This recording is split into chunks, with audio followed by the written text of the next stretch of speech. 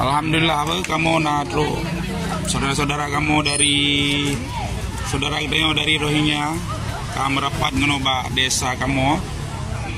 Kagak bantu le warga kagak juk baje-baje. Bertempat di desa Mendang Pasi insyaallah. Alhamdulillah runyona lepnuh namro.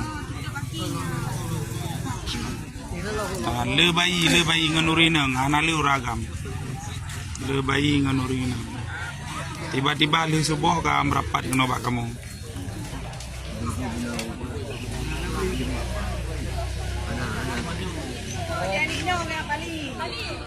Hai, Ninong ni ju.